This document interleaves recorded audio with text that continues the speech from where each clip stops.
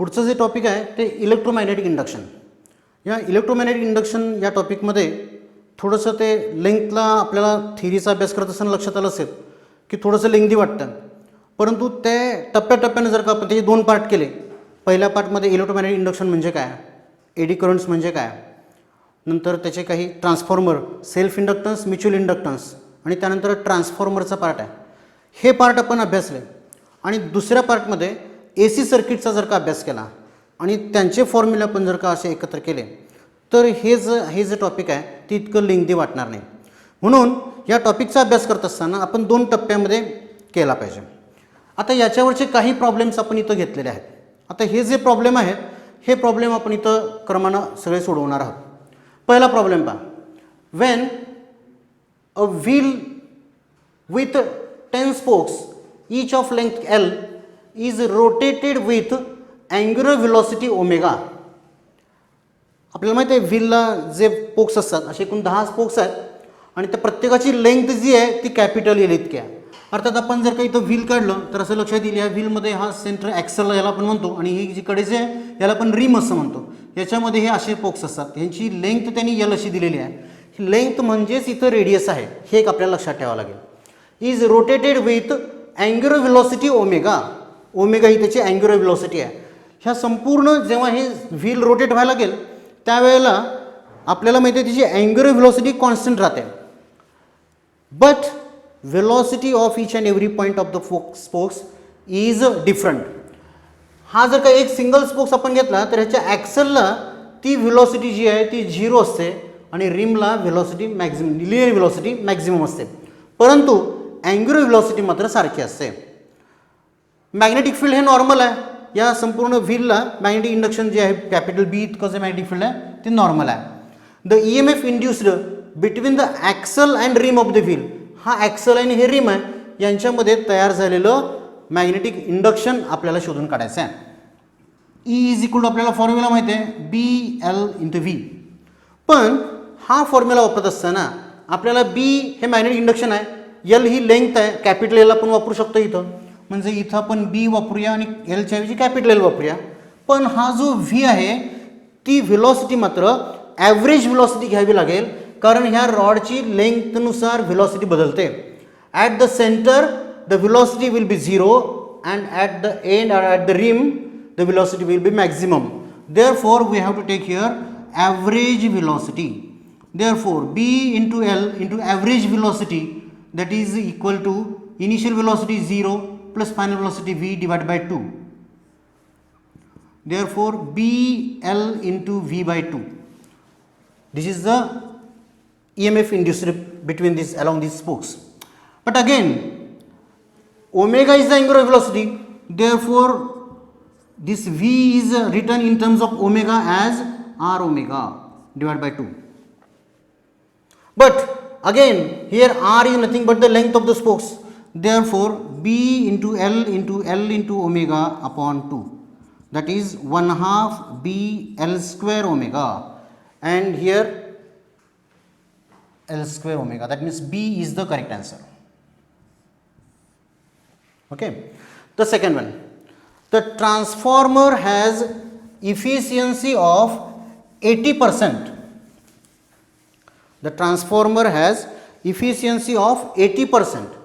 It works at 4 kilowatt and 100 volts. The secondary voltage is 240 volt. Then the current in the secondary is. Efficiency, ट्रान्सफॉर्मरच्या इफिशियन्सीचा formula आपल्याला माहिती आहे. Efficiency is equal to output power upon input power. अर्थात ही जी efficiency आहे it works at 4 kilowatt power and 100 volts. आता efficiency त्यांनी दिलेली आहे 80% म्हटलं of the maximum. That means efficiency is power output is equal to 80% of power input. Okay, that means P output upon P input, that is equal to 80%, that is 0.8. Second formula इफिशियन्सीचाच आपल्याला अशा रीतीने सांगता येईल किंवा efficiency is equal to और power is equal to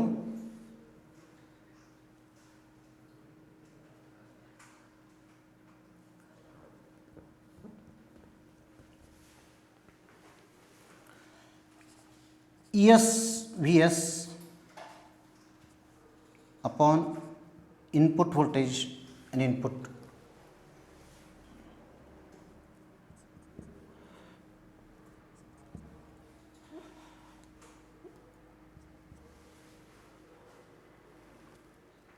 आता हे जे दोन्ही इक्वेशन्स आहेत, हे दोन्ही इक्वेशन्स जर का आपण कम्पेअर केले, ह्या दोन्ही इक्वेशन्सची आपण जर का power output efficiency into input and power output is equal to ES/IS. आता हे दोन्ही इक्वेशन्स जर का आपण कम्पेअर केले, इथं पॉवर इनपुट जर का आपण वापरलं आणि आपल्याला असं सांगता येईल ES/IS is equal to 0.8 into power input. अर्थात आपल्याला काय विचारले पहा, the current in the secondary, that means IS हा आपल्याला विचारलेला आहे. IS is equal 0.8 PI upon ES. आता 0.8 इनपुट पॉवर त्यांनी दिलेली आपल्याला 4 किलोवॅट,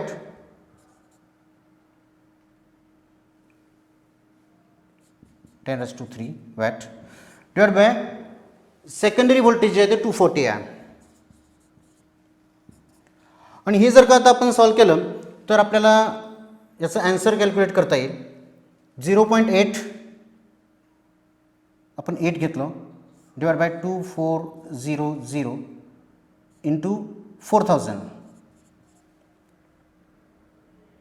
आपल्याला सिम्प्लिफाय करता येईल 300 मिळेल. 40 divided by 3 that is 13.3. 13.3 that means C is the correct answer. The next problem. Same current is flowing through 2 AC circuits. 2 AC circuits आहेत आणि त्याच्यामधून सारखा करंट फ्लो होत आहे. First contains only inductance and second contains only capacitance. जे दोन्ही circuit आहेत AC circuits आहेत, पहिल्यामध्ये फक्त इंडक्टर आहे आणि दुसऱ्यामध्ये फक्त कपॅसिटर आहे. If the frequency of AC alternating current is increased in both the current will. 4 options दिलेले आहेत. पहिला ऑप्शन आहे इन्क्रीज इन बोथ, दुसरा आहे decrease in both, increase in first decrease in second आणि चौथा ऑप्शन आहे decrease in first and increase in second. हे रिलेशन त्यामधलं ठरवण्या अगोदर, म्हणजे त्यातला करंट कसा आहे हे ठरवण्या अगोदर आपल्याला करंटचा बेसिक फॉर्म्युला माहीत पाहिजे. काय करंटचा formula? I is equal to V/X. पहिलं सर्किट आहे ते इंडक्टिव्ह सर्किट आहे आणि दुसरं सर्किट आहे ते कपॅसिटिव्ह सर्किट आहे. आपल्याला इंडक्टिव्ह सर्किटच्या बाबतीमध्ये I1 म्हणूया आपण त्याला, V/XL इंडक्टन्स जो आहे तो इथं वापरता येईल. आणि हा फॉर्म्युला जर का आपण सिम्प्लिफाय करायचं ठरवला तर V अपॉन आपल्याला माहिती आहे XL is equal to omega into L. बरोबर. आता हा परत इथं फ्रिक्वेन्सी आपल्याला त्यांनी दिलेली आहे, फ्रिक्वेन्सी इन्क्रीज म्हटलं आहे. मग याच्यामध्ये फ्रिक्वेन्सी आपण कुठून आणणार आहोत तर ते V ओमेगामध्ये फ्रिक्वेन्सी असते 2πf इंटू L. म्हणून current in the first circuit हा फ्रिक्वेन्सीशी इन्व्हर्सली प्रोपोर्शनल आहे असं या इक्वेशनवरून सांगता येईल. आता दुसऱ्या सर्किटसाठी हेच इक्वेशन काय होईल पाहूया आपण. I2 असे त्याला मी म्हणतो. I2 is equal V/XC. V/XC is equal to 1 omega into C. Okay. ओमेगाच्या ठिकाणी परत 2πf आपण वापरू शकतो किंवा इथं V इंटू ओमेगा C घेता येईल. V इंटू ओमेगाची किंमत 2πf इंटू C. आणि या इक्वेशनवरनं I2 जो आहे तो I2 हा F फ्रिक्वेन्सीशी डायरेक्टली प्रोपोर्शनल असं सांगता येईल. पहा पहिल्या केसमध्ये करंट हा फ्रिक्वेन्सीची इन्व्हर्सली प्रोपोर्शनल आहे आणि दुसऱ्यामध्ये डायरेक्टली प्रोपोर्शनल आहे. आणि त्यामुळं जर का फ्रिक्वेन्सी ऑफ AC इन्क्रीज केली तर पहिल्या सर्किटमध्ये ती डिक्रीज होईल आणि दुसऱ्या सर्किटमध्ये ती इन्क्रीज होईल डायरेक्टली प्रोपोर्शनल असल्यामुळं. आणि त्यामुळे हे चारही ऑप्शनचा जर का आपण विचार केला तर पहिल्यामध्ये डिक्रीज आणि दुसऱ्यामध्ये इन्क्रीज अशा रीतीनं डी हे जे आहे हे करेक्ट आन्सर आपल्याला मिळेल. पुढचा प्रॉब्लेम आता आपण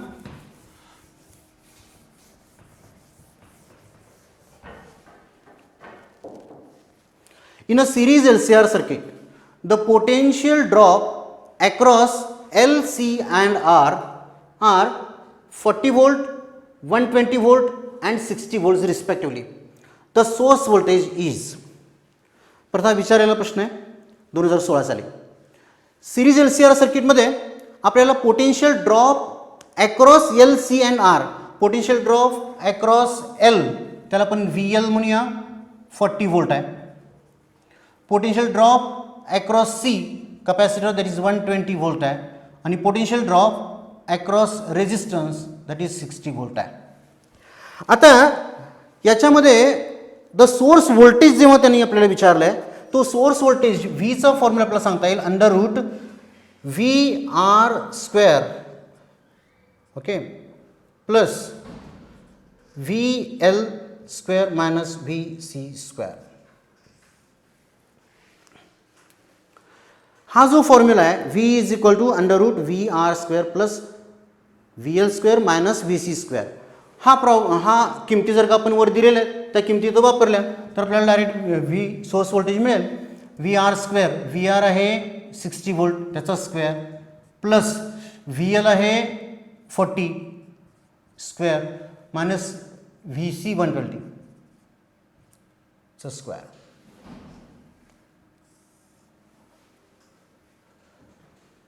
ओके अर्थात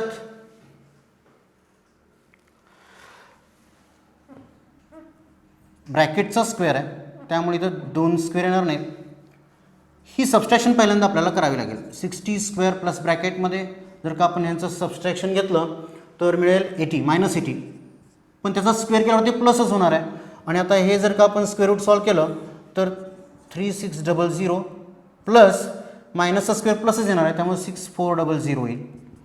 that means under root 10,000 that is equal to 100 येणार उत्तर. म्हणून 100 उत्तर आहे डी. म्हणून डी हे याचा आन्सर असेल. पुढं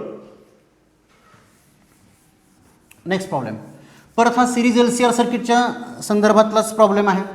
या प्रॉब्लेमच्या बाबतीमध्ये आपल्याला असं सांगता येईल की पॉवर जे आहे पहा in series LCR circuit R is equal to 18 ohm resistance त्यांनी दिलेला आहे. इम्पेडन्स पण दिला आहे 33 ओहम. पहा व्हॅल्यू ज्या दिल्या आहेत ते मी लिहितो. R is equal to 18 ohm. Impedance दिलेला आहे तो इम्पेडन्स Z आपण म्हणतो त्याला 33 ohm. RMS voltage is 220 volt. V is equal to 220 volt applied across the circuit. The true power consumed in the circuit is. आता पॉवरचा जो फॉर्म्युला आहे power P is equal to आपल्याला ERMS IRMS into cos of phi हा formula आपल्याला मिळेल. आता या फॉर्म्युलामध्ये आपण ERMS जो आहे तो आहे तसाच ठेवला. IRMSची जी किंमत आहे ती परत ERMSच्या बाबतीत इन टर्म्स आपण लिहू शकतोय अपॉन एक्स किंवा रेजिस्टन्स आपण त्याला म्हणू. ठीक आहे इंटू कॉस ऑफ फाय. आता कॉस ऑफ फाय जो आहे ज्याला आपण पॉवर फॅक्टर म्हणतो तो सुद्धा आपण कॉस ऑफ फाय म्हणजेच R अपॉन Z बरोबर. ERMS आहे तसाच ठेवला. IRMSची value ERMS upon Z impedance आणि कॉस फाय म्हणजे R अपॉन Z. आणि हे या किमती जर का आपण ह्या सबस्टिट्यूट केल्या तर आता इक्वेशन आपल्याला हे सिम्प्लिफाय करणं सोपं जाईल. ERMSचा स्क्वेअर मिळेल इंटू R डिवायडेड बाय झेडचा स्क्वेअर. अर्थात ERMS दिला आपल्याला ह्या तिन्ही पण व्हॅल्यू दिलेल्या आहेत. V म्हणजेच हा ERMS असणार आहे. इथं आपण किमती जर का वापरल्या 220 व्होल्टचा स्क्वेअर इंटू Rची व्हॅल्यू आहे 18 डिवायडेड बाय 33चा स्क्वेअर. आता हे सॉल्व करत असताना मी 220 इंटू 220 असं लिहितो square into 18 divided by 33 into 33.